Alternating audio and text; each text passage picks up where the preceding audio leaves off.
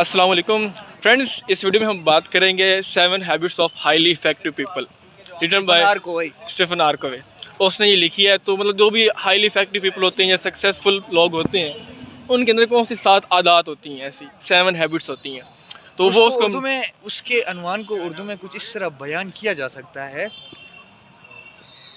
पुरअसर अफराद के 7 खुसूसियात या 7 आदत जो कि डेली लाइफ में वो उनकी जो हैबिट्स होती हैं वो डेली लाइफ में किस तरह अपनी ज़िंदगी गुजारते हैं। बिल्कुल। तो कुछ इस तरह उन्होंने अपने पर्सपेक्टिव से और हाईली इफ़ेक्टिव जो है इन्फ्लुएंशियल लोग होते हैं, हाई पर्सनैलिटीज़ होती हैं, उनकी लाइफ को उन्होंने क्लोजली एग्जामिन किया है। फिर उसके बाद वो इस नतीजे पे पहुँचे हैं और उन्होंने 7 हैबिट्स जो है कॉमन पाई है जो कि हाईली इफ़ेक्टिव लोग होते हैं। उनमें 7 खुसूसियात ऐसी होती हैं जो बेशक वो अमेरिका का हो, पाकिस्तान का हो, इंडिया का हो, उनमें ये क्वालिटीज़, ये हैबिट्स कॉमन होती हैं। हम आपको बताते चलेंगे अभी।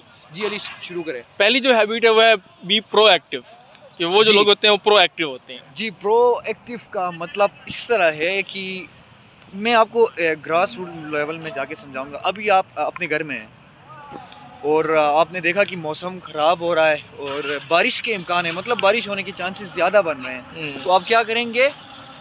अम्ब्रेला लेंगे और बाहर चले जाएंगे। इसका मतलब ये है कि आप प्रोएक्टिव हैं।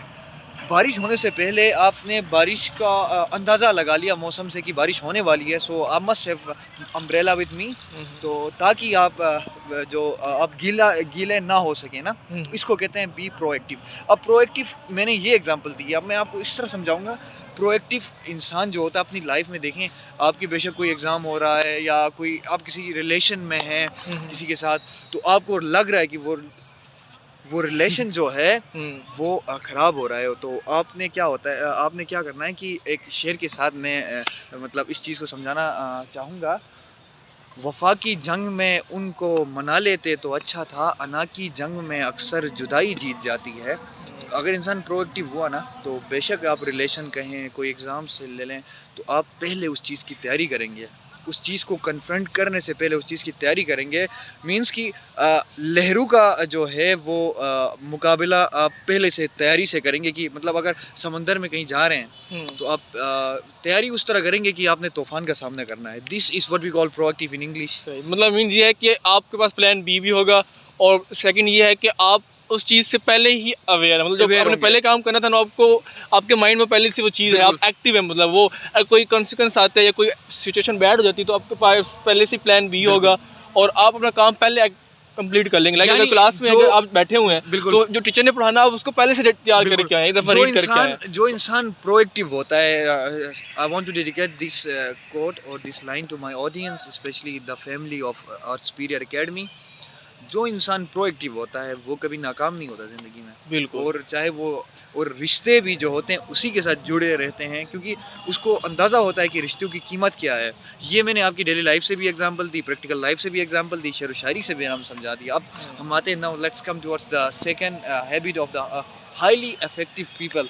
सेकंड हैबिट है, they begin with the end in the mind. हाँ, देखिए इसका मतलब ये है कि अगर आपने कहीं जाना है तो आपको अपने उस एंड पॉइंट का बताओ। मतलब आप कहीं जा रहे हैं और आपसे कोई पूछे कि भाई आप कहाँ जा रहे हैं, आपको पता हो कि मैं युवास, इस वक्त हम युवा से, जीसी से युवास आए हैं।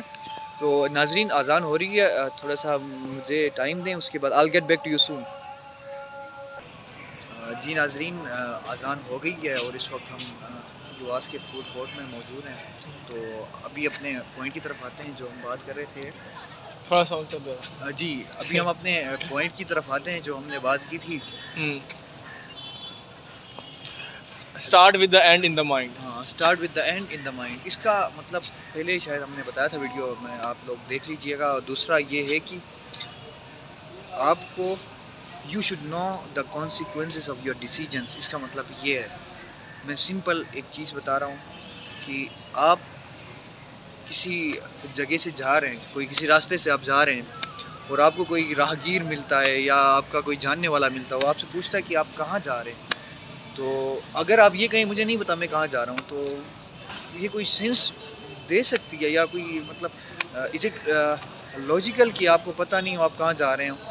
और दूसरा ये है कि जब आपके जहन में आपके कॉन्सिक्वेंसेस और आपकी अल्टीमेट जो आपका गोल है उसका जब होगा, तो सबकॉन्शियसली फिर you will work for that aim and you will pursue each and every interest. आप एक डेली रूटीन पे आपका एम होगा और आप उसको परस्यू करते रहेंगे।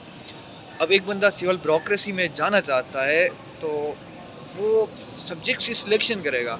6 तो कंपलसरी होते हैं, 6 ऑप्शनल होते हैं। जब तक वो कंपलसरी और ऑप्शनल सब्जेक्ट क्लियर नहीं करेगा, he will not make it to the civil services.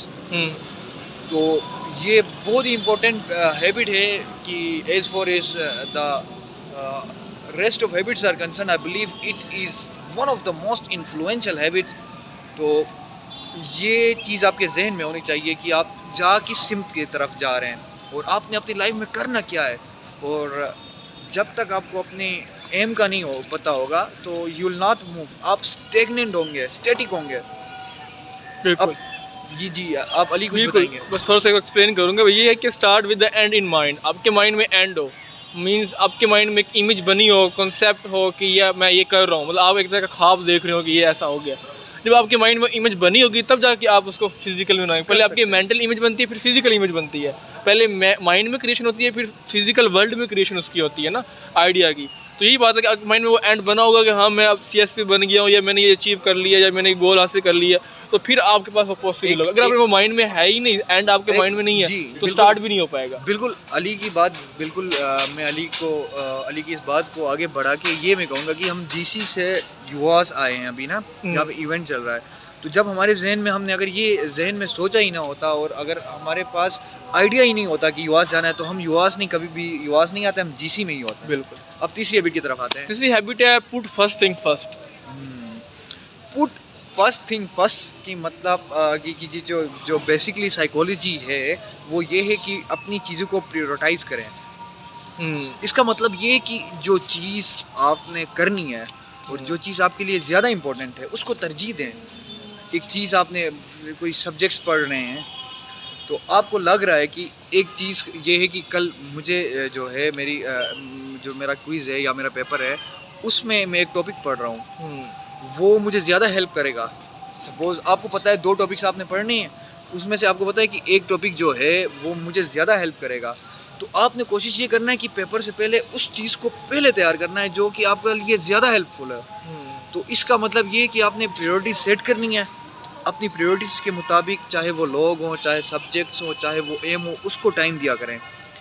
अगर ज़्यादा आपके लिए कोई चीज़ इंपॉर्टेंट है उसको ज़्यादा टाइम दें। फिर उसके बाद आती है कम इम्पोर्टेंट, फिर कम इम्पोर्टेंट, फिर जाके आप हैबिचुएट हो जाते हैं, फिर आप फॉर ग्रांटेड लेने लग जाते हैं। हाँ, ये होता है कि आपकी जो प्रायोरिटीज़ होती हैं उनको जब तक इंसान सेट नहीं करता तो इंसान जो होता है वो साइड एक्टिविटीज़ में इंडल्ज होगा। फिर उसके बाद आप अपने ट्रैक से हट जाएंगे। लाइफ एक कंटिन्यूसली एक मोमेंट का नाम है। एक गाड़ी चल रही है मोटरवे में ना, अब जब गाड़ी पार्किंग एरिया में पार्क करेंगे तो आपके पास वापस जगह नहीं होगी अपनी गाड़ी दोबारा मोटरवे में लाने के लिए। तो इसका मतलब ये कि अपनी प्रायोरिटी सेट करें तो जाके फिर अपना आप एम अचीव कर सकते हैं। जो पहली चीज़ आ रही थी उसको पहले नंबर पर रखो, उसको दूसरे नंबर पर, ठीक है। अब ये जो तीन हैबिट्स हमने बताई, ये है पर्सनल सक्सेस की ना, कि आपको खुद उसको सक्सेस मिल रहा है आपके अपने बेनिफिट के लिए, अपनी ज़ात के लिए, अपने सेल्फ के लिए। समझ आ रही है? नेक्स्ट जो 4th हैबिट है, जो 3 हम डिस्कस करेंगे, वो होगा पब्लिक सक्सेस, कि उससे पब्लिक को भी बेनिफिट होगा। आपको तो हो ही रहा है, लेकिन आपके अराउंड सराउंडिंग में जो है फ्रेंड्स हैं, जो रिलेटिव्स हैं, जो भी है, उसको भी बेनिफिट होगा। और 4th फिर जो हैबिट है वो फिर हमें पता चलता है वो है थिंक विन विन सिचुएशन। हाँ, इसका मतलब being the students of political science and IR, I like to quote the concept of reciprocation over here. Reciprocation का मतलब ये होता है कि कुछ अली मेरी हेल्प करेगा, कुछ मैं अली की हेल्प करूँगा। विन विन सिचुएशन ये होती है कि वो एक ऐसी सिचुएशन है जिसमें दोनों पार्टीज जीतती हैं, कोई हारता नहीं है। बिल्कुल। और दूसरी एक बात ये, जब अलायंस की हम बात करते हैं पॉलिटिकल साइंस और इंटरनेशनल रिलेशंस में, जो 2 पार्टीज एक अलायंस बनाती है, दोनों का म्यूचुअल इंटरेस्ट होता है। अपने म्यूचुअल इंटरेस्ट को परसूव करने के लिए अलायंस बनाती है। तो ऐसे ही अब मोस्टली होता है कि ये सोचा जाता है कि विन और लूज सिचुएशन, लेकिन अगर हम ये क्रिएट करें कि विन विन, आप भी जीते मेरी भी जीतूँ, आपकी भी सक्सेस हुई तो मेरी, तो इस तरह कोऑपरेशन होगा, कंपटीशन ही होगा, एक तरह का कोऑपरेशन होगा, मतलब और एक कोलैबोरेशन के साथ हम जाके अपने कॉमन एम को हम परसूव कर सकते हैं, जिसमें विन विन सिचुएशन आ जाती है। बिल्कुल। अब हम आते हैं 5th हैबिट की तरफ। वो है first try to understand then seek to be understood, कि पहले समझो फिर समझवाओ। हाँ, फिर ये चीज़ मैं एरिस्टोटल से और being the student of again political science, क्योंकि हमारी कुछ नेचर इस तरह होती है कि जिस चीज़ में आपको अच्छा ग्रिप होता है you tend to quote that examples. So चूँकि हम एरिस्टोटल और प्लेटो पढ़ रहे हैं, western political thought, one of best teachers from government college university, professor doctor Sadia Rafiq से, हो सकता है कि ये वीडियो भी उनके सामने कभी नज़र आए। Thank you very much ma'am for teaching us western political thought part 1।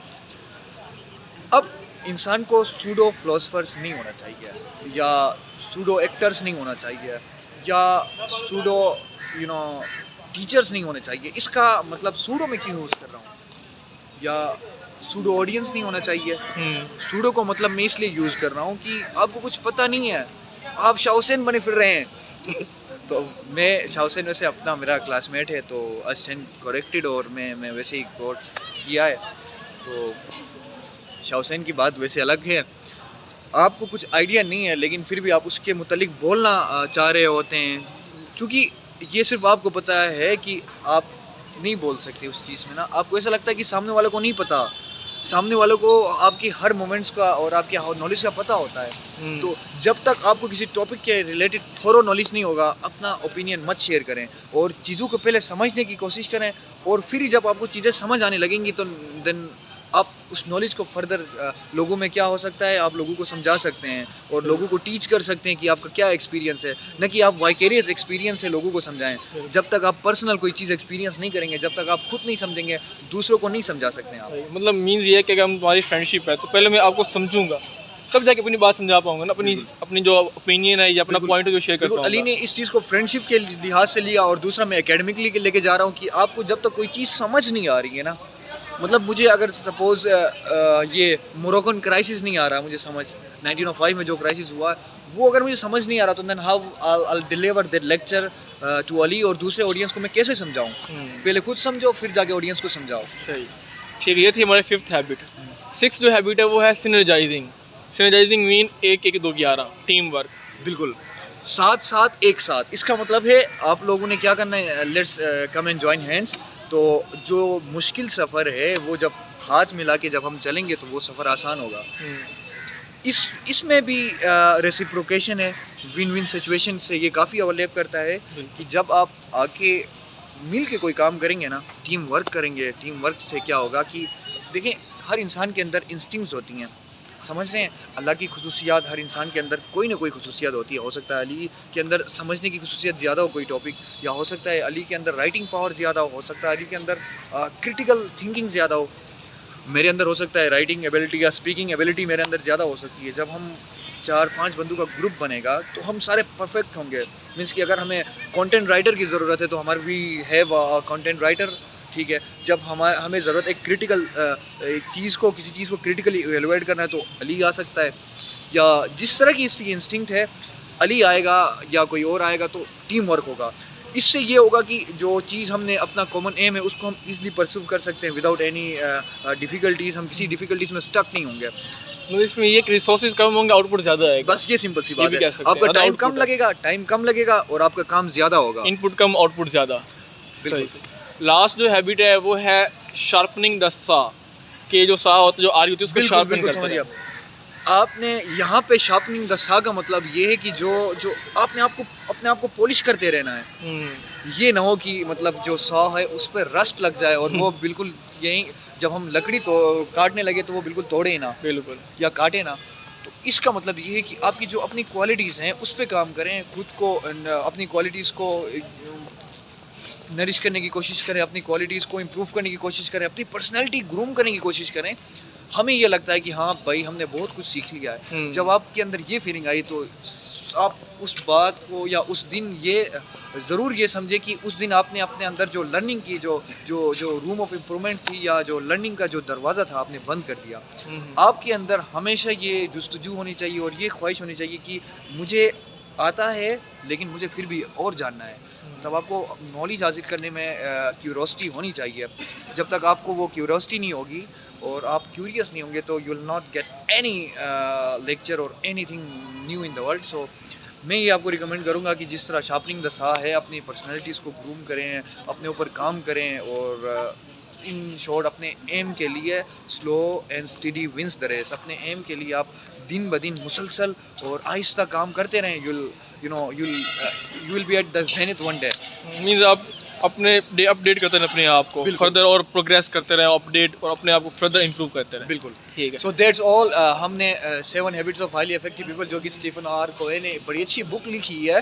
तो अगर किसी इंसान की ये ख्वाहिश है कि वो एक हाईली इफेक्टिव इंसान बनना चाहता है, लोग उसकी इज़्ज़त करें, उसके पास काफ़ी वो चाहता है कि उसके पास वेल्थ आए या लोगों से वो रिस्पेक्ट लेना चाहता है, तो a person must of all these habits which we discussed इस वीडियो में जो हमने चीज़ें डिस्कस की हैं, वो हैबिट्स अगर एक इंसान अपनाएगा तो यकीनन वो दूसरे लोगों से डिफरेंट हो सकता है और अपनी ज़िंदगी में जो भी फील्ड से वो ताल्लुक़ रखता है उसमें महारत हासिल कर सकता है। और हमारी ऑडियंस और हम भी एक दिन उसी बंदे को सलाम करेंगे कि जो बंदा कामयाब होगा, कामयाब जवान होगा। ओके हसन भाई, बहुत बहुत शुक्रिया, आपने काफ़ी अच्छे से रिव्यू दिया बुक का, 7 हैबिट्स का एक्सप्लेन किया लाइफ एग्जांपल से। और lastly audience, once again please do like this video and subscribe our channel and don't forget to press the bell icon so to get the latest updates from this superior academy. Thank you. Okay friends, good bye.